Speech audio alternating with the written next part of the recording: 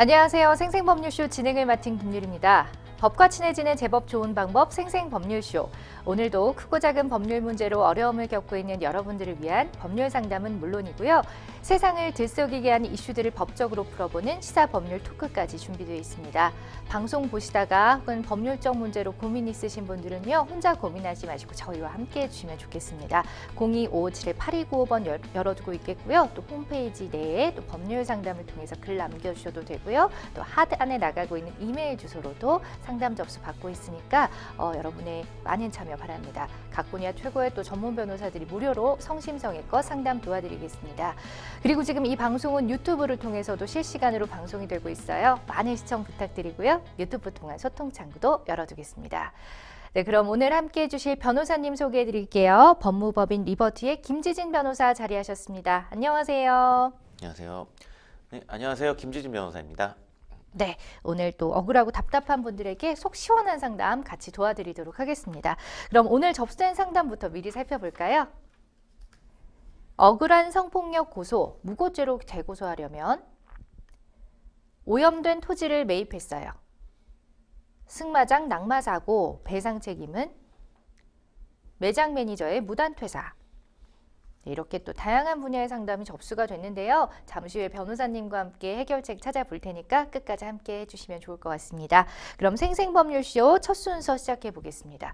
법과 관련된 상식에 대해서 짧고 또 굵게 알아보는 시간, 일상의 로와 함께 할 텐데요. 변호사님, 오늘은 어떤 법률 상식을 알아볼까요? 네, 오늘 이제 성추행, 또 성희롱, 성폭행 이 세 가지 용어가 언뜻 좀 비슷해 보이지만 이제 우리 언론에도 많이 나오고요. 근데 사실 좀 서로 다른 이런 범죄들을 규율을 하고 있는데 오늘은 이 성범죄의 이 내용에 대해서 좀 구체적으로 알아보고요. 관련 법률 지식도 좀 간단히 설명을 해드리도록 하겠습니다. 그렇겠죠. 같은 이제 성범죄를 하더라도 그 형량의 차이도 있고 그 경중의 차이도 있을 것 같아요.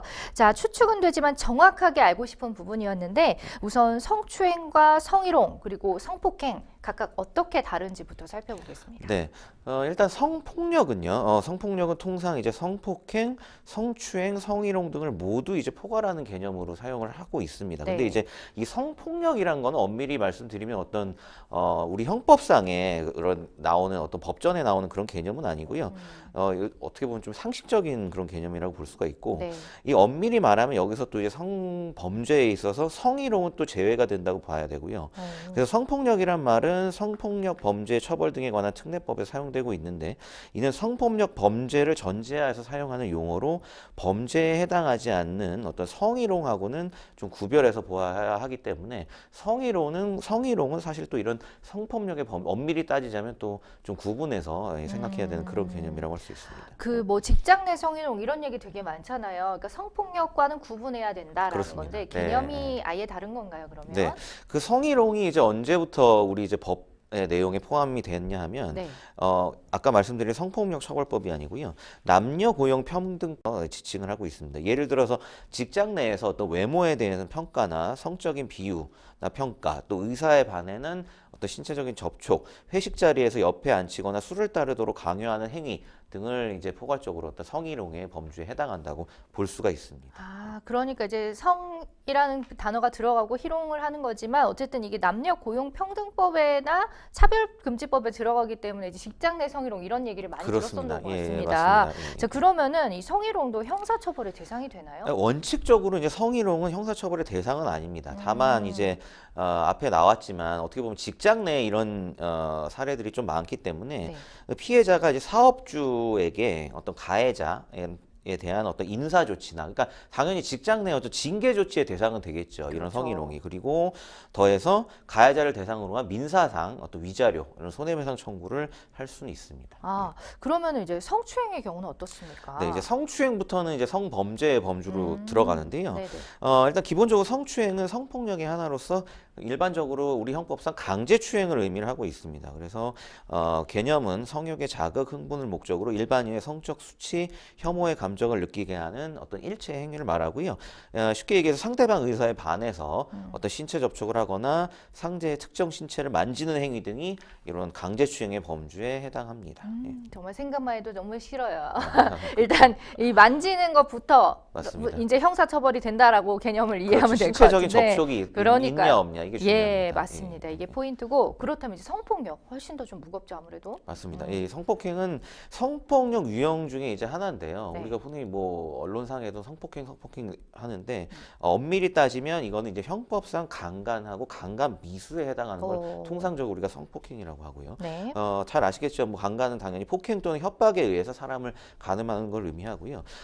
종전에 이제 강간죄 객체를 부녀해서 이제 여성으로 한정하고 있었기 때문에 뭐 이제 여성이 남성을 성폭행하는 거는 강간죄에 해당하지 않았지만 이게 형법이 이제 개정이 되면서 강간의 객체를 부녀해서 사람으로 변경하기 때문에 최근에는 뭐 이 강간죄 객체가 남녀 불문하고 사람으로 이제 확정이 돼 있고요. 그래서 이제 남자를 성폭행하는 경우에도 당연히 강간죄로 처벌하게 되어 있습니다. 그렇죠. 시대가 바뀌었습니다. 그렇습니다. 예, 네. 자 변호사님, 근데 예전에는요 성폭행의 범죄가 일어났다 하더라도 피해자의 고소가 있어야만 기소를 할 수 있다라고 알고 맞습니다. 있거든요. 네. 지금은 좀 바뀌었는지요? 네, 이것도 이제 내용이 바뀌었는데요. 사실 이건 좀 바뀐 지가 됐습니다. 그래서 네. 종래에는 강간죄나 강제추행, 그러니까 친고죄라고 해가지고요. 예를 들어 뭐 제3자가 이걸 인지해서 뭐 수사기관에 고발한다든지 이런 경우는 안 되고 본인이 피해자가 수사기관에 직접 고소를 해야 이제 처벌을 하게 할 수가 있었는데요. 네. 이제 법이 개정돼서 이 성범죄들이 다 비친고죄가 되었기 때문에 고소가 없어도 이제 뭐 예를 들어서 뭐 지나가다가 이런 상황을 봤다, 네. 뭐 피해 당하는 상황을 봤다 해서 우리가 112에 신고를 하게 된다면 당연히 이제 법적인 처벌을 할 수가 있고요.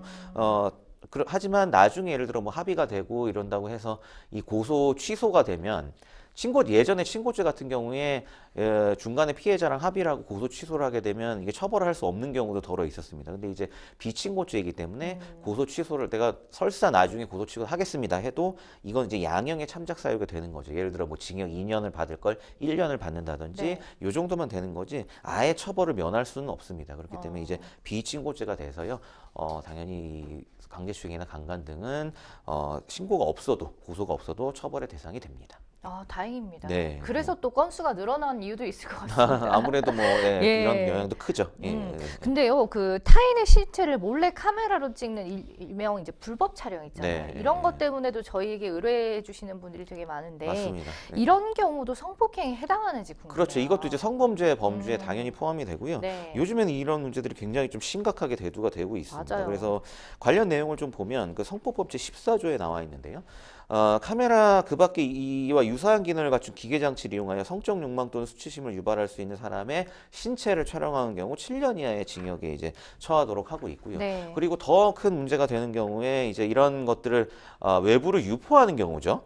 이런 경우가 이제 뭐 최근에도 언론에 많이 등장하고 어떻게 보면 실제 촬영하는 행위보다도 더 심각한 어떤 피해를 줄 수 있는 사안인데요. 네. 이런 경우 사후에 그 촬영물을 의사에 반해서 촬영 대상자 의사에 반해서 유포하는 경우 역시 7년 이하의 징역에 처하도록 하고 있고요. 그리고 또 하나 이런 촬영물을 영리 목적으로 이용해서 영리 목적으로 어떤 이걸 쉽게 얘기해서 이제 돈 주고 파는 거죠. 네. 이런 경우 3년 이상의 유기징역에 처하도록 되어 있고 하나 더해서 이런 복제물을 또 소지하는 경우 그냥 쉽게 얘기해서 다운로드 받는 거죠.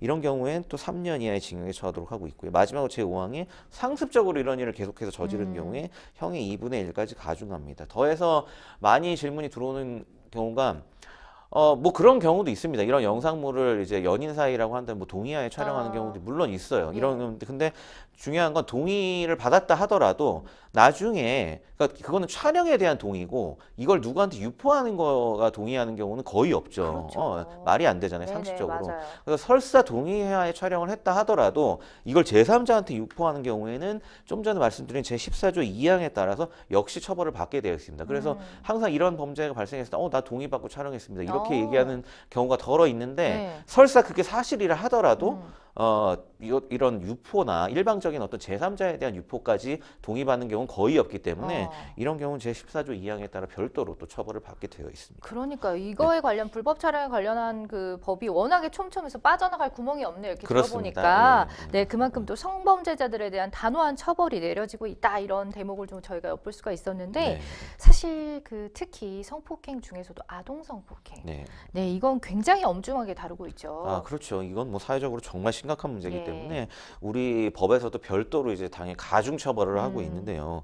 내용을 좀 구분해서 살펴보면 아동 청소년의 범주는 이제 첫 번째가 13세 이상에서 19세 미만, 13세에서 19세 사이를 대상으로 한 범죄하고 아예 13세 미만의 미성년자를 대상으로 한 범죄가 좀 구분됩니다. 네. 그래서 우선 13세 미만에 대한 13세 미만의 이제 아동에 대한 해서 예를 들어 형법 제 297조의 강간죄를 범한 경우에는 최대 무기징역 또는 10년 이상의 징역에 처하도록 하고 있고요. 어떻게 보면 좀 당연한 거죠. 그리고 네. 구분을 해서 폭행 또는 협박으로 아동 청소년을 여기에서 말하는 아동 청소년은 아까 말씀드린 13세에서 19세 사이에 이제 미성년자에 해당하고요.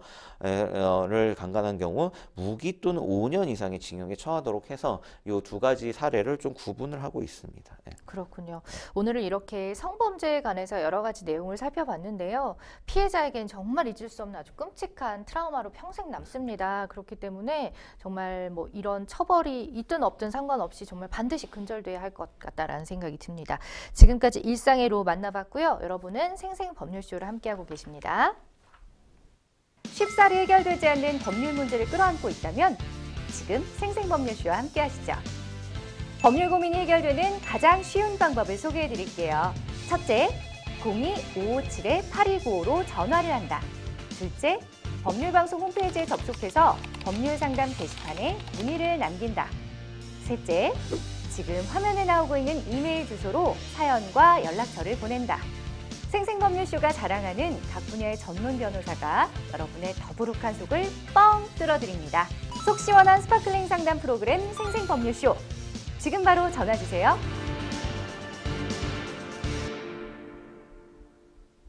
네, 지금부터는 생생법률쇼가 자랑하는 성심성의 무료 법률 상담 시작해 보도록 하겠습니다. 전화 상담이 또 예약이 되어 있어서 바로 연결을 해볼게요.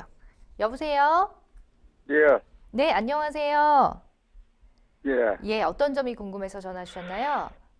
저는, 이거를 어떤 법원에서 약식 명령을 받아가 상방 폭행으로. 쌍방폭행, 예. 상방 폭행으로, 판사님에 의해서 50만원 각각 처벌 상방으로 피해자도, 저도 피해자긴 가해자였고, 그 사람도 가해자긴 피해자인데. 네네. 이게 애매한 사건이 뭔가 하면은, 소위 말해서 이 사건 개요 자체가. 네. 예, 처음에 이 여성이 술집 전문 호객 여성인데, 저한테 주점에 호객을 하다가, 네. 주점을 호객하다가 제가 거기에 대해서, 제가 좀 재수없다, 이런 소리를 했다는 이유로, 제가 1차적 문제로 폭행을 당했습니다. 예. 무차별 폭행, 막 머리와 손으로 당하고, 멱살을 잡히는 그런 폭행을 당했는데, 거기에 대해서, 제가 저도 이제 그에 대항해가지고 그 사람을 멱살을 잡고 근처에 있는 연일지구대 경찰서 가려고 했습니다. 가려고 했는데, 네. 이게 이제 상방폭행죄로서 제가 인정을 하는데, 예. 제가 이제 폭행으로 저는 진단을 가가지고 어느 정도 끊어가지고 제가 경찰에 제출했고, 그분은 저를 이 성추행으로 고발을 했더라고. 그래서 강요충으로 고발을 해서. 네. 그래, 경찰에서 이게 제가 CCTV를 갖다가 영상 녹취물 사진 8쪽을 제가 제출했습니다. 네. USB도 제출하고 그랬는데, 이걸 검찰에 송치를 해가지고 보니까 검찰에서 김도현 부산지방검찰청 김도현 검사님이 판결을 잘해서 부약식으로 폭행으로 이거로 의율을 해가지고 법원에 약식 기소를 했다고. 네. 그래서 이제 이 사건을 저는 50만 원 벌금을 간압을 했고 대납을 했는데, 가장 문제점이 뭔가 하면은 경찰이 왜 이게 지금 제가 증거를 그저께 제시해서 불구하고 그렇게 무능하고 지식이 부족한 건 자질이 부족한가 그 성추행을 의뢰가 송치를 해가지고 단순 폭행 사건 260조 1항을 갖다가 건 9개월 동안 보강 수사를 하고 이래가지고 저 상당히 필요했다고. 그래서 아이고, 이게 네. 지금 남용이 되지 않느냐. 네. 그리고 여자는 성추행이 아닌데 멱살 잡으면 폭행인데 이걸 갖다가 모욕감과 수치심인가 성인지 감수성인지 모르겠습니다만은 저는 그거를 의열해가지고 강제충을 그거를 갖다가 고발인 거에 대해서 이 네. 여자는 무고로 고소할 수 있지 않고 아, 무고죄로 그리고 고소할 수 경찰관은 있는지. 예. 접근 남용할 수 있지 않느냐 그런 내가 음. 고소를 할 수 있지 않느냐 그걸 내가 의문적으로 변호사한테 물어보는 겁니다. 아, 그렇군요. 일단은 지금 사연을 저희가 쭉 들었고, 지금 굉장히 이게 사실대로라면 너무나 억울하신 상황이신 것 같습니다. 기간도 네. 꽤 지났고요. 지금 결과적으로는 이제 단순 폭행으로 다행히 결론이 났고, 그러므로 이제 상대방 여성을 무고죄로 고소하고 또 경찰을 직권남용죄로 고소할 수 있는지 여부에 대해서 지금 물어보셨죠?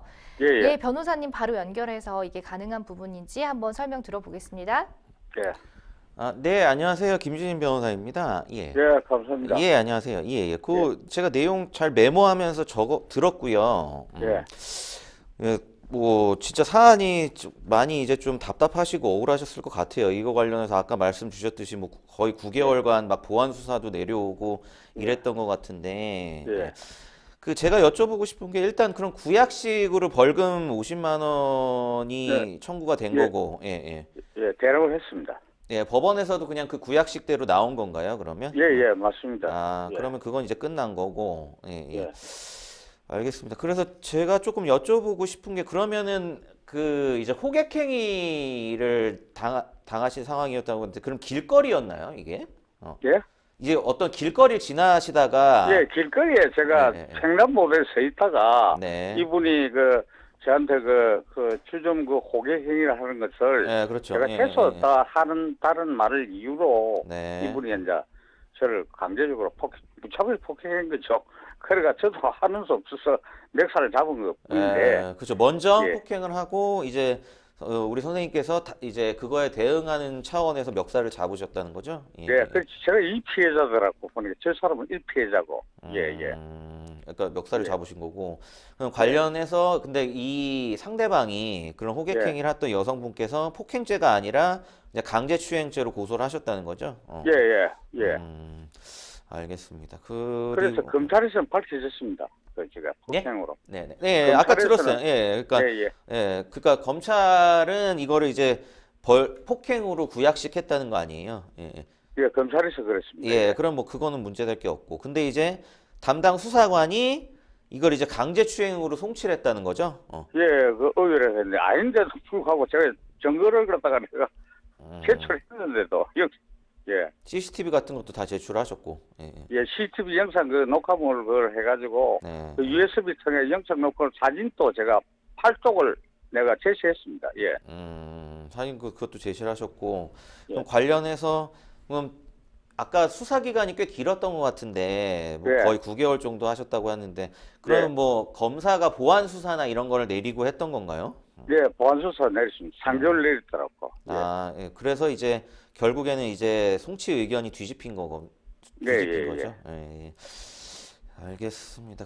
제가 좀 나눠서 설명을 드릴게요. 일단 무고죄하고 예. 이제 직권남용 직권남용. 말씀을 하셨는데 일단 무고죄 같은 경우에 이게 이제 사안이 굉장히 억울하실 사안인 것 같아요. 제가 충분히 이해가 갑니다. 이게 뭐 어쨌건 시비가 붙은 건데 쉽게 얘기해서. 예, 예, 예. 근데 이제 여자가 악의적으로 이거를 무고죄를 강제추행으로 이제 고소를 했고 경찰도 이거 관련해서 경찰 판단은 강제추행이 맞다 해서 송치를 한 건데 예.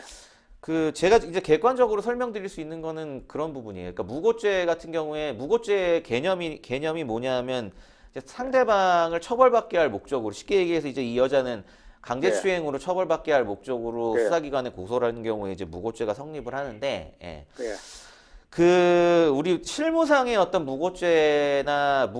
실무상에서 무고죄를 처리하는 기준이나 뭐 무고죄의 판례 이런 거를 들어보면 일단 무고죄가 성립을 하려면 쉽게 얘기해서 이런 사안도 물론 가능하겠지만 아예 예를 들어 없던 일 있잖아요. 네, 맞습니다. 예, 이게 그러니까 뭐 제가 충분히 이 상황을 이해를 하지만 그러니까 예를 들어서 아예 어떤 상황이 쉽게 설명드리면 거의 그냥 우리가 뭐 소설 쓴다 이런 얘기 하잖아요. 소위 네, 상식적으로. 예. 거의 그 정도가 돼야 이제 실무상에서 무고죄로 처벌이 가능해요. 인정합니다. 그러니까, 예, 그러니까 쉽게 말씀드리면 이 사안은 뭐 저도 이게 100% 된다 안 된다 설명드리기가 조금 애매한 게 예. 어쨌든 폭행이라는 건 서로 쌍방 폭행하면서 신체적인 접촉은 있었던 거는 맞잖아요. 근데 당연히 추행은 아닌 건 알죠. 예, 그거는 예. 추행 아닌 건 물론 맞는데 아까 이제 뭐 멱살을 잡던 어떤 과정에서 실랑이가 있었던 부분은 맞잖아요.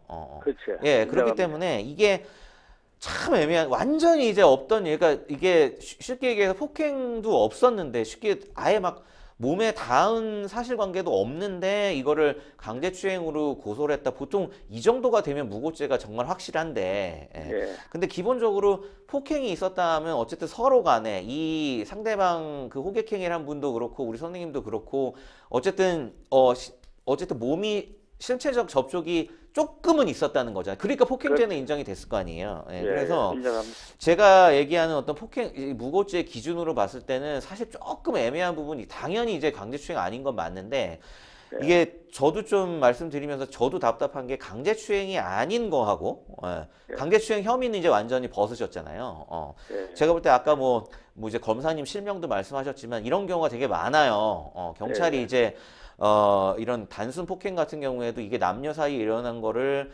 추행죄로 막 송치를 했는데 이게 검사가 자세히 들여다보니까 아 이거 아니네 이건 뭐 의도적으로 아까 말씀드렸듯이 뭐 동의 없이 상대방을 막 쓰다듬거나 이런 게 아니네 그냥 쌍방 폭행이 맞네 이렇게 제대로 어떤 실체적 진실을 밝히는 경우가 덜어 있습니다. 제 사건도 굉장히 네. 좀 많았고 그래서 쉽게 얘기해서 강제추행 혐의를 벗어나시는 부분하고 네. 그리고 그거는 혐의를 벗은 거고 무혐의가 된 거잖아요.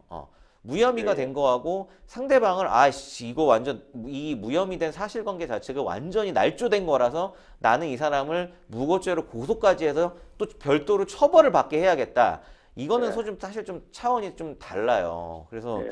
이런 부분 제가 설명드릴 수 있는 거는 충분히 이제 무고죄로 고소를 해보실 수는 있는데 예. 당연히 이제 무혐의 받았고 없던 일이 이거는 강제추행이라는 거는 이제 없었던 일이잖아요. 그래서 예, 예. 그건 맞는데 우리 이제 어떻게 보면 뭐 일반적인 형사 이제 실무하고 그다음에 우리 판례의 입장을 이제 다 종합해서 설명을 드리면 이게 완전히 없었던 일을 그냥 하나 만들어내 가지고 쉽게 소설 하나 써 가지고 고소를 한 건 아니기 때문에 그냥 네. 제가 볼 때는 정말 객관적인 지금 뭐 굳이 퍼센테이지를 짜린다면 무고죄로 고소하신다면 상대방이 처벌받을 확률이 한 50대 50 정도 된다. 그래서 아주 무고죄로 처벌할 수 없는 사안도 아니지만 그렇다고 이게 100% 무고죄가 된다고 제가 딱 말씀드리기도 어렵고 다만 충분히 이 상대방은 이 여성분은 없는 사실을 가지고 우리 선생님을 처벌받게 할 목적으로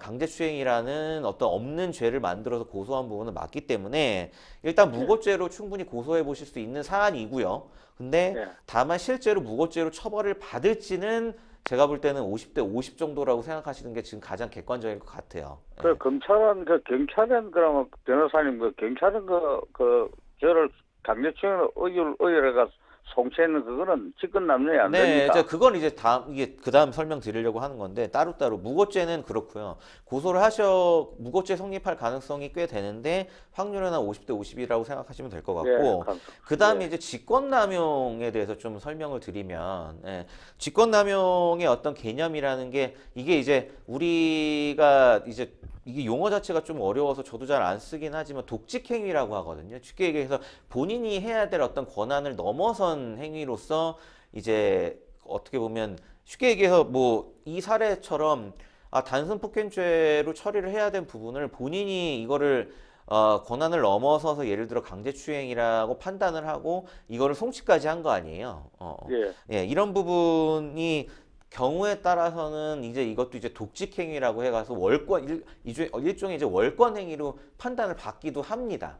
그래서 예. 뭐 대표적인 예가 요즘 같은 경우에는 뭐 거의 없지만 옛날 같은 경우에 실제 수사관이 막 본인의 어떤 권한을 넘어서서 이런 피의자, 소위 말해서 뭐 조금 잘못을 저질렀다는 이유로 뭐 폭행을 한다든지 아니면 윽박지른다든지 이런 강압적인 수사를 하는 경우 이게 이제 다 독직행위로 평가를 받고요. 그래서 이런 경우 요즘에 이런 경우가 꽤 많은데 제대로 수사를 하지 않고 어쨌든 폭행보다 훨씬 심각한 어떤 강제추행 행위가 충분히 성립할 가능성이 있다. 그러니까 기소 의견으로 송치를 한 거 아니에요. 예, 예. 이런 부분들은 그러니까 예전 같은 경우에는 요새 뭐 피의자를 조사하다가 뭐 경찰관이 폭행을 한다든지 예를 들어 뭐 강압적으로 뭐 압박을 한다든지 이런 경우는 잘 없지만 이렇게 단순 폭행으로 끝날 만한 그리고 CCTV 증거도 분명히 있잖아요.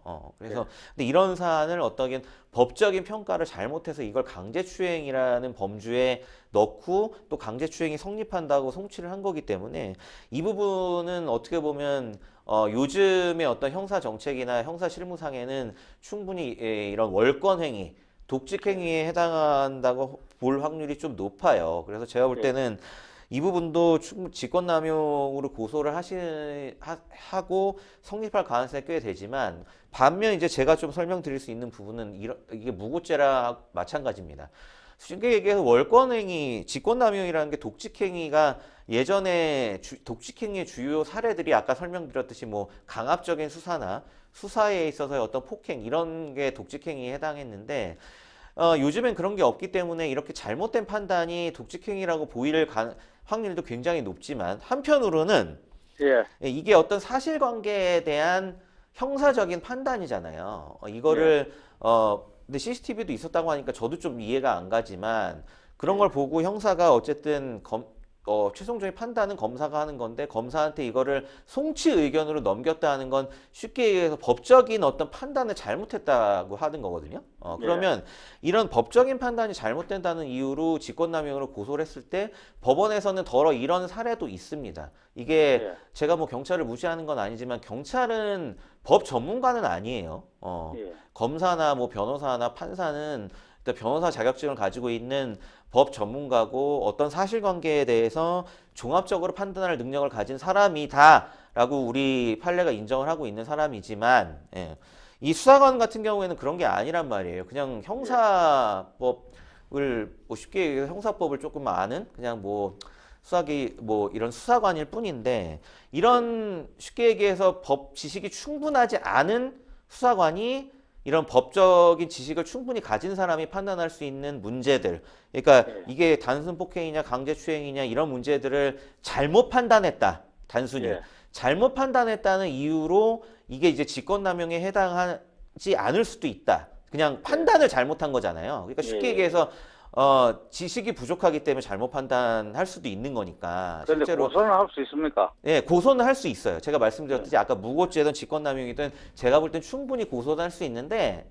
제가 이런 직권남용으로 고소했던 사례들이 법원에서는 간혹은 그냥 경찰이 어떤 법적인 지식이 부족해서 판단 자체를 잘못한 걸 수도 있기 때문에 직권남용에 해당하지 않을 수도 있다. 이렇게 판단이 나온 사례들도 있기 때문에 제가 볼 때 아까 말씀드렸듯이 무고죄든 직권남용죄든 고소는 할 수 있지만 이런 법원의 최종 판단이 이제 우리 선생님께서 제가 얼마나 선생님 이 사건에 억울해 하실 수 있는 부분은 충분히 알겠는데 이제 원하시는 판단이 나오지 않을 수도 있으니까 이런 부분을 조금 더 법적인 전문가랑 상의를 해보시고 그거에 더해서 어쨌거나 지금 9개월 동안 이제 최종적으로 무혐의 받으시는 동안 여러 가지로 마음고생이 많으셨잖아요. 그러니까 이런 부분에 있어서는 오히려 민사상 이제 손해배상을 소위 얘기해서 뭐 위자료나 이런 부분으로 이제 수사기관에 대한 어떤 손해배상을 청구해 볼 수 있는 충분히 그런 거는 가능한 사안인 것 같고 물론 그렇다고 해서 무고죄나 직권남용으로 고소가 안 된다는 게 아니고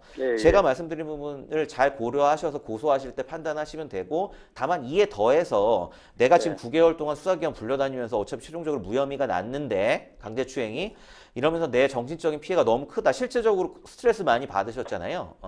이런 부분에 대해서 좀 국가에서 나한테 좀 배상을 해달라. 이런 부분은 충분히 좀 그건 이제 민사상 청구에 해당하는 거기 때문에 이런 부분도 좀 같이 고려를 해보시면 제가 볼 때 여러 가지로 이런 억울한 부분을 좀 보상받으시는데 도움이 될 것 같습니다.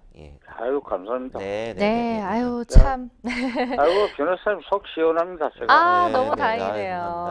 정말 감동했습니다. 네, 고맙습니다. 일단은 지금 둘 다 고소는 충분히 가능하고요. 이제 결과적으로는 좀 다퉈봐야 알 것 같다라고 말씀해 주셨고 또 민사상으로 손해배상 청구도 같이 한번 고려해 보시라고 하셨으니까 참고하시기 바랍니다. 억울함 좀 푸셨으면 좋겠어요.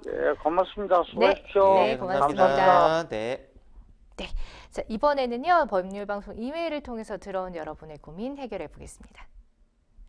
얼마 전에 건물을 짓기 위해 나대지를 구입했습니다. 그런데 텃파기 작업을 하다 보니 다량의 산업용 쓰레기가 매립돼 있었습니다. 저는 그 쓰레기를 처리하느라 예상했던 건축비보다 훨씬 더 큰 비용을 지출할 수밖에 없었는데요. 그래서 저에게 그 토지를 판 사람에게 항의를 했더니 자신은 그런 사정을 부동산 중개업자에게 사전에 설명했다면서 본인에게는 책임이 없다고 발뺌을 하는 겁니다. 법적으로 제가 손해배상 받을 수 있는 길이 있을까요? 라는 사연 보내주셨습니다.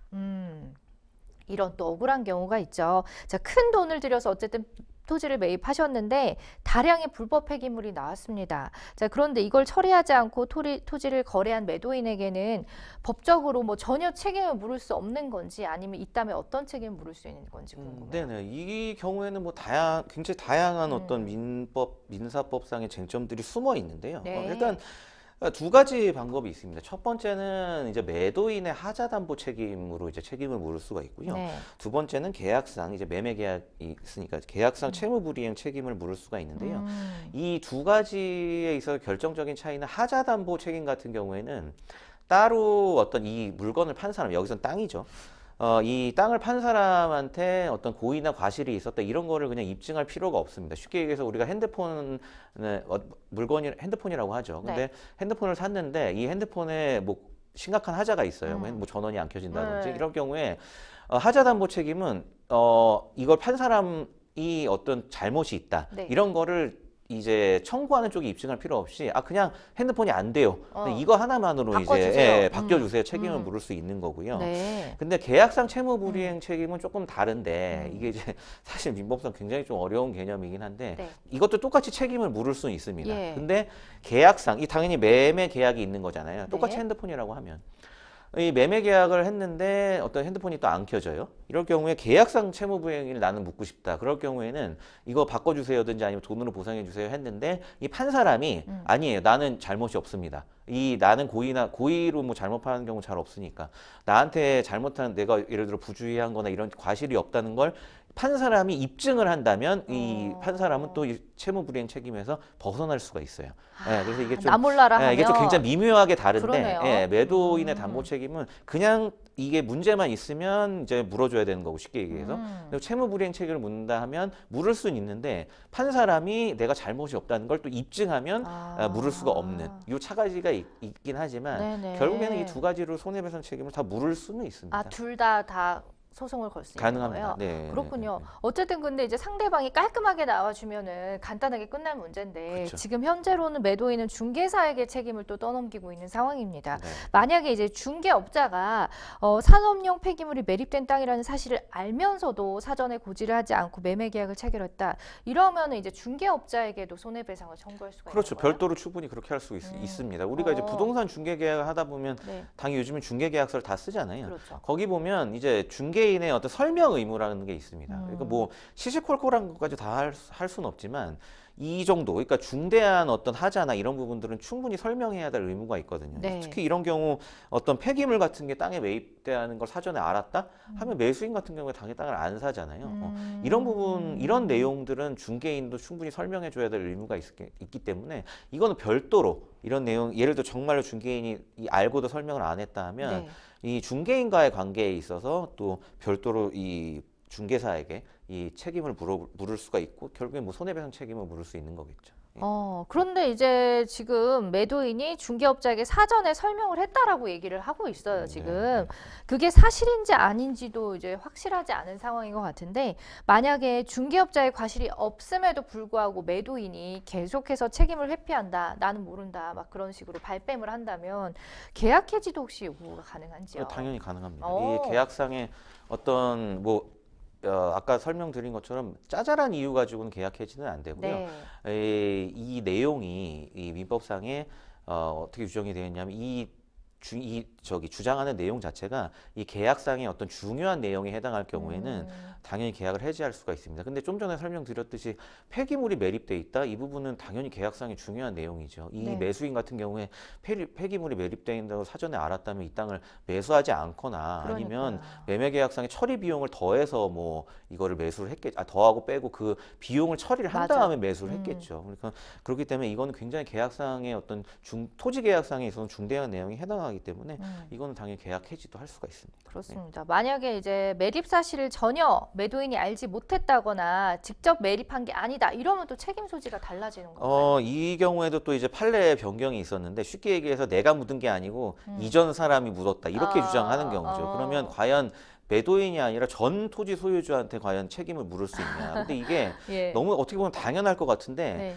네. 2016년 전까지는 우리 대법원은 그건 물을 수 없다고 이제 판단을 했습니다. 왜냐하면 토지 소유주까지 그거는 그 사람이 이거 묻어놓고 내가 나중에 처리할게 이렇게 네. 생각하고 묻었을 수도 있고 네. 이걸 정말 나중에 그 매수인할 때까지 피해를 주려는 의도로 묻은 건 아닐 수도 있기 때문에 그 사람한테까지 물을 수 없다 했는데 이게 2016년에 판례가 바뀌어서 아니다. 이게 묻은 사람이 이거를 정말 폐기물을 묻었다면 이걸 뭐 처리를 해야 되든지 해야지 그렇지 않고 그대로 이제 이거를 다른 사람한테 매매하고 네네. 했다면 그 사람도 이 사안에 대해서 책임을 져야 되기 때문에 정리해서 말씀드리면 이제 뭐 전 소유주한테도 관련해서 책임을 물을 수가 있습니다. 만약에 이제 손해배상 청구가 가능하다면 그 또 기한도 있을 것 같아요. 네. 기한이 어느 정도고 또 언제부터 기간이 산정이 되는 건지. 네, 일단 아까 말씀드렸듯이 매도인의 담보 책임 같은 경우에 과실을 물을 필요 없이 그냥 물어달라고 하는 경우에는 이제 6개월 안에 이제 청구를 해야 되고요. 예. 또 하나 말씀드린 계약상 채무불이행으로 청구를 할 경우엔 일반적인 손해배상 책임 규정에 따라서 제척 기간이 이제 10년에 해당하고요. 그리고 또 하나 전전 소유주, 그러니까 이 매도인이 아니라 전 소유주한테 물을 경우에는 이게 또 말씀드리자면 길기만 이제 불법행위 책임에 해당하거든요. 불법행위 책임에 해당하는 경우에는 안날로부터 10년 그리고 행위가 있은 안날로부터 3년 그리고 행위가 있은 날로부터 10년 안에 청구를 해야 됩니다. 야, 역시나 많이 알고 있어야 되는 것 같아요. 이런 이게 일을 좀 상당히 당했을 복잡한 때. 사안이라서. 그러니까요. 네, 그렇기 네. 때문에 좀 디테일하게 알 필요가 있고 전문가와의 또 상담이 되게 중요한 부분인 것 같은데 실질적으로 이제 폐리물 처리 비용을 지출하기 전이다 하더라도 미리 손해배상 청구를 할 수가 있는 건가요? 네, 그것도 이제 판례가 바뀌어서 가능합니다. 그러니까 예전에는 실제로 폐기물 관련해서 이제 어떤 실제 손해가 발생한 다음에 청구를 해야 된다고 했는데 최근에 판례가 변경돼서 예를 들어서 이거 관련해서 뭐 정부 기관에서 나와갖고 뭐 과태료를 매긴다든지 하면 그 순간부터 이미 손해가 발생한 거기 때문에 실제 어떤 폐기물 비용을 처리하기 전이라 하더라도 관련 비용들을 손해배상 청구할 수 있다. 우리 법원은 이렇게 판단하고 있습니다. 그렇죠. 일단 우리 사연자님 내용을 봐도 그렇고 이런 식으로 이제 나대지를 구입했는데 폐기물이 나와서 당황스러운 적이 있는 분들이 꽤 있으실 것 같습니다. 그렇죠. 이렇게 이 사실을 알게 됐을 때는 그 이후 어떻게 대응을 하는 게 좋을까요? 일단은 아까 설명드렸던 여러 가지 방법들이 있는데요. 사실 매도인의 담보 책임을 활용하는 게 제일 좋습니다. 왜냐하면 아까 말씀드렸듯이 이거는 그냥 문제만 있으면 바로 보상을 해줘야 되는 게 매도인의 담보 책임이거든요. 물론 해당 요건들이 여러 가지가 있지만 상대방이 내가 무과실을 주장해서 벗어나지 못하게 그냥 이거 자체 하자가 있다. 그렇게 해서 6개월 안에 예를 들어 이걸 그대로 보상을 해달라. 난 이 땅 못 사겠다. 뭐 해지하고 돈을 돌려받든지. 그래서 매도인 담보 책임을 활용하시는 게 가장 정확합니다. 너무 깔끔하고 속 시원한 답변입니다. 네. 길게 말할 것도 없고 그냥 물어주세요. 그렇습니다. 이렇게. 그렇게 알겠습니다. 참고하시기 바랍니다. 자, 여러분은 지금 생생법률쇼를 함께하고 계십니다. 쉽사리 해결되지 않는 법률 문제를 끌어안고 있다면 지금 생생법률쇼와 함께하시죠. 법률 고민이 해결되는 가장 쉬운 방법을 소개해드릴게요. 첫째, 02-557-8295로 전화를 한다. 둘째, 법률방송 홈페이지에 접속해서 법률상담 게시판에 문의를 남긴다. 셋째, 지금 화면에 나오고 있는 이메일 주소로 사연과 연락처를 보낸다. 생생법률쇼가 자랑하는 각 분야의 전문 변호사가 여러분의 더부룩한 속을 뻥 뚫어드립니다. 속 시원한 스파클링 상담 프로그램 생생법률쇼. 지금 바로 전화주세요. 네, 이번에도 역시 법률방송 이메일을 통해 들어온 고민을 해결해 보겠습니다. 저는 말 타는 것을 좋아해서 승마장에 자주 가는데요. 원숭이도 나무에서 떨어질 때가 있다고 그날따라 말이 좀 민감하다고 느꼈는데 그만 낙마해서 크게 다쳤습니다. 헬멧만 썼어도 좀 덜했을 텐데 지금 목을 전혀 움직이지 못하고 수술을 받아야 할 상황입니다. 혹시 승마장에 법적 책임을 물을 수 있을까요? 라는 사연 주셨습니다. 아이고 어떡해요. 자, 원래는 이제 말을 좀 능숙하게 잘 타는 분이신데 그날따라 또 헬멧을 착용하지 않아서 더 크게 다친 그런 사연인 것 같아요. 이런 경우에 사연만 봤을 때 승마장에 책임을 물을 수가 있나요? 네, 뭐 우리가 이제 일종의 이제 관리 책임이라고 하죠. 관리 예, 책임. 이 승마장이 예를 들어 이 전체적으로 음. 뭐 말의 운영이나 이런 걸 관리를 하기 때문에 그렇죠. 거기에서도 이제 안전 관리 책임이라는 게 있고 이거는 이제 우리 민법상 사용자 책임이라고 합니다. 그래서 일정 부분은 뭐 전체는 아니겠지만 어떤 관리 책임에 근거해서 책임을 좀 물을 수는 있을 것 같습니다. 그래요.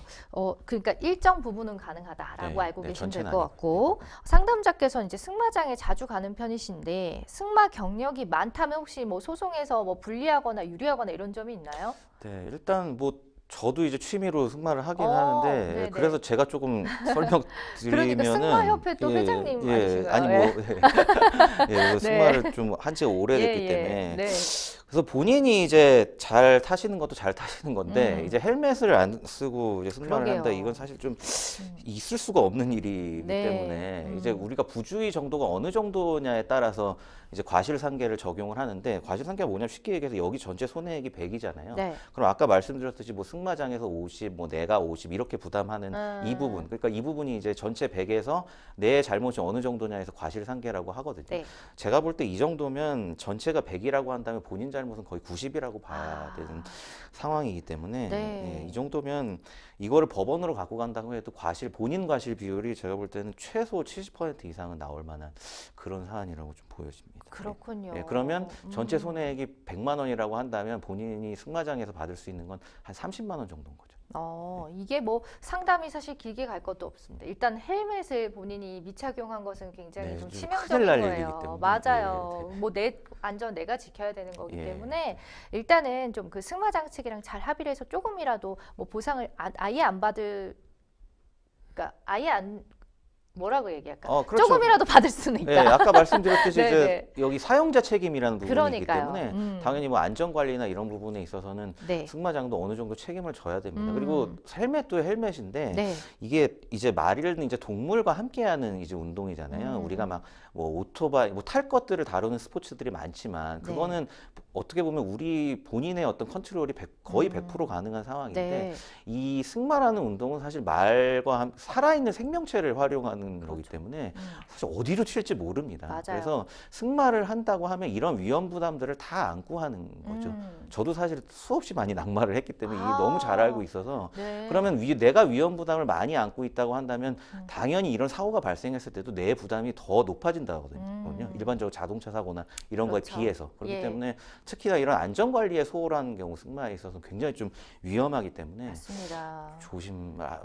굉장히 좀 유의를 하셔야 됩니다. 아이고, 그러니까요. 만약에 뭐 헬멧도 다 착용을 했고 말이 갑작스럽게 이상 행동을 해가지고 이제 사고가 발생을 한다거나 아니면은 뭐 예정된 승마 코스가 변경이 돼서 그래서 이제 만약에 이런 사고가 발생했다 이러면은 승마장 측에다가 100% 책임을 물을 수가 있는지요? 그게 제가 좀 전에 말씀드린 예. 이제 위험 부담의 어떤 법리라고 할 수 있는데 네. 예를 들어 뭐 자동차가 급발진하는 거나 이런 경우는 도저히 내가 컨트롤을 할 수가 없잖아요. 그렇죠. 그런 걸 위험 부담까지 하면서 운전을 하는 사람은 없죠. 맞아요. 근데 승마를 하는 경우에는 이런 경우도 다 포함이 돼 있는 겁니다. 그리고 아무리 내가 안전장구를 잘 착용해도 네. 말이라는 게 뭐 갑자기 파리가 날아온다고 해도 갑자기 놀래갖고 그렇죠. 쓰러지는 경우도 예민하니까. 있고요. 예. 네. 굉장히 다양한 상황들이 있고 그런 다양한 상황들의 위험을 내가 다 감수하고 하는 게 이제 승마라는 운동이기 때문에 네. 설사 본인이 안전장구를 다 착용하시고 사고가 났다고 해도 승마장에 100% 과실을 물리기는 어렵고요. 물론 뭐 그렇게 된 경우에 조금 과실 비율이 올라가겠지만 그런 경우에도 본인 책임 부분이 상당히 좀 높을 수밖에 없는 운동이라고 할 수 있습니다.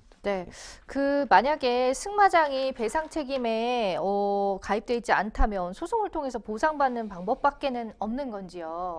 예. 그렇지는 않고요. 뭐 이제 배상 책임 보험이라는 게 보험이라는 게 이제 어떤 리스크를 대신 져주는 게 일종의 보험의 개념이거든요. 네. 예, 그렇기 때문에 그런 부분 보험 처리가 안 된다고 해서 뭐 소송을 하고 이런 건 아니고 이러이러한 법적인 나에게 받을 청구권이 있다고 승마자동차를 얘기해서 일단 보상을 받으신다고 한다면 쉽게 얘기해서 합의를 하신다고 한다면 네. 굳이 소송으로 넘어갈 이유는 없습니다. 그러니까 어쨌든 합의를 잘 좀 해보시고 수술까지 가셔야 된다니 참 안타깝습니다. 그렇죠. 빠른 쾌유를 바라겠습니다. 네, 계속해서 법률방송 이메일을 통해 들어온 고민 해결해보죠. 주점 3곳을 운영하고 있습니다. 제가 다 살펴보기가 힘들어서 매장마다 점장 겸 매니저 역할을 하는 직원을 두고 있는데요. 그런데 매장 한 곳에 점장 한 명이 출근 보름 만에 사직서를 카톡으로 보내고 잠적했습니다. 일단 가게 운영이 급해서 새 직원을 고용했지만 인수인계가 하나도 안 돼 있다 보니 매장이 마비되는 상황까지 발생했습니다. 그 와중에 잠적한 전 매니저가 술과 음료 발주를 잘못해서 피해까지 발생했어요. 전화해서 따졌더니 본인이 보름 동안 일한 월급을 주지 말고 그걸로 피해 금액을 대체하라고 하는데요. 너무 황당합니다. 무단퇴사로 인한 피해 보상 가능할까요? 라는 사연 주셨습니다. 일단은 요즘 들어 더더욱 부당해고나 무단퇴사로 인해서 갈등을 겪는 경우가 많아진 것 같더라고요. 네, 아무래도 뭐 이제 고용 조건이나 이런 거 음. 관련해서 이제 젊은 세대 분들이 뭐 예전에 어떤 빡빡한 이런 고용 조건을 좀 견디지 못하는 경우도 많고요. 그리고 네. 좀 악덕 고용주도 많고 해서 음, 이런 고용 분쟁 사례가 좀 굉장히 많이 증가하고 있습니다. 그렇네요. 네. 자, 보통 퇴사는 어떤 절차로 처리가 되는 건지요? 일단 우리 근로기준법 상에는 한 달 전에 이제 어떤 퇴사 관련 의사를 표현해야 된다 이렇게 나와 있기는 합니다. 근데 네. 그게 꼭 반드시 이제 한 달 전에 뭐 퇴사 관련 의사를 표명해야 퇴사의 효력이 있다 이런 건 아니고요. 그 조항을 만든 이유는 이제 내가 퇴사하겠습니다 하고 이제 사업주가 묵묵부답이에요. 네. 답을 안 해줘요. 그럴 경우엔 30일 지나면 효력이 발생한다 그런 의미이기 때문에 실제 퇴사 같은 경우에는 기간이 정해져 있는 고용계약이든 기간이 정해져 있지 않은 고용계약이든 일단 본인의 퇴사 의사만 전달을 하게 되면 그 퇴사의 효력이 발생합니다. 그렇죠. 일단 법적으로는 또 근로자에게는 사직에 또 자유가 있다라고 제가 들었거든요. 네, 이게 네. 어떤 내용인지. 근데 그게 좀 전에 말씀드린 내용하고 같습니다. 음. 어떤 뭐 조건이 있어야 특별히 사직할 수 있는 경우는 아니고요. 네. 우리 민법 660조에 따라서 어떤 기한의 약정이 있던 없던 본인의 사직의 의사 표시만 한다면 사직을 할 수 있고 다만 기한의 약정이 있어요. 제가 1년 고용계약을 1년 단위로 1년을 했는데 네. 그 중간에 퇴사를 한다. 그러면 예를 들어 그 6개월이면 6개월 관련된 어떤 손해가 발생할 거 아니에요. 그러니까 퇴사는 자유지만 예를 들어 기한이 약정이 돼 있다고 한다면 거기서 발생한 손해 부분을 배상을 해줘야 합니다. 그건 또 별개죠. 그건 별개의 당연히. 문제죠. 맞습니다. 자, 그래서 이제 손해배상 청구가 가능할 것으로 보여지는데 무단퇴사한 직원이 지금 15일 동안 일을 했다고 하거든요. 혹시 이 부분에 대한 임금은 또 뭐 손해배상 청구하는 별개로 꼭 줘야 하는 건가요? 네, 그렇습니다. 하루를 일해도 당연히 임금은 지급을 해야 네. 되는 거고요. 우리 근로기준법상. 그러면 네. 15일을 일했다 하면 한 달 월급의 절반은 당연히 지급이 돼야 되는 거고요. 손해배상은 또 이제 별도의 얘기가 되겠죠. 네. 근데 이 직원이 이제 나 임금 안 받을 테니까 그걸로 손해배상 알아서 처리하세요. 이렇게 지금 나오고 있거든요. 그래도 괜찮아요, 실제로? 그거는 이제 따져봐야 될 것 같습니다. 음. 왜냐하면 예를 들어서 15일치 임금이 한 100만 원 정도 되고요. 네. 여기서 이제 주문 실수로 인한 손해가 발생했잖아요. 예. 이게 뭐 한 100만 원 정도 된다. 실제 계산을 해보니까. 그러면 이걸 이제 상계 처리하면서 없던 일로 할 수는 있겠죠. 근데 뭐 예를 들어서 이 피해 금액이 100만 원보다 크다. 주문 실수 잘못했는데 그게 한 1000만 원 정도 된다. 그러면 상계할 수는 없는 거고요. 이거 네. 별도로 뭐 100만 원을 상계하고 나머지 900만 원에 대해서 청구를 하든지 해야겠죠. 우리 상담자분이 이제 어떻게 대응을 하면 좋을까요? 일단은 네. 관련해서 손해가 발생한 부분을 정확하게 계산을 해보셔야 됩니다. 그래야 뭐 어차피 월급이야 정해진 거기 때문에 그렇죠. 아까 이제 두루뭉실하게 뭐 주문을 잘못해서 손해가 크게 발생했다 했는데 손해에서 제일 중요한 게 이제 손해를 정확하게 계산하는 예. 거거든요. 그럼 여기서 내가 얼마 손해가 발생했나 이것부터 정확하게 따져 보셔야 그럼 봐서 월급하고 뭐 상계를 하든지 아니면 관련 추가적으로 이 무단퇴사한 직원한테 이제 손해배상 청구를 하든지 할 수가 있으니까요. 일단 정확한 손해 액수를 계산해 보시는 게 먼저일 것 같습니다. 맞아요. 지금 뭐 상심도 크시고 머리도 복잡하신 상황인 것 같지만 손해 부분을 정확히 계산하는 거 이성적으로 따져보시면 또 차분히 해결이 되시지 않을까 싶습니다. 자, 생생법률쇼 많은 분들의 상담 전화가 계속 이어지고 있다고 하는데요. 참여 방법 다시 한번 알려드릴게요. 법적인 문제로 궁금한 점 있으시다 하면 언제든지 전화 상담 열려 있습니다. 0255-8295번으로 전화 주셔도 되고 저희 법률방송 홈페이지 내 법률 상담 클릭하셔서 사연 남겨주시거나 이메일을 통해서 또 좀 긴 사연이다 싶으시면 이메일을 통해서 저희가 상담 접수 받고 있고요. 각 분야의 전문 변호사들이 무료로 성심성의껏 상담 도와드립니다. 부담 갖지 마시고 언제든지 저희와 함께 보시기 바랍니다. 오늘은 김지진 변호사와 함께했습니다. 나와주셔서 고맙습니다. 감사합니다. 네, 오늘 순서는 여기까지입니다. 여러분 시청해 주셔서 고맙습니다.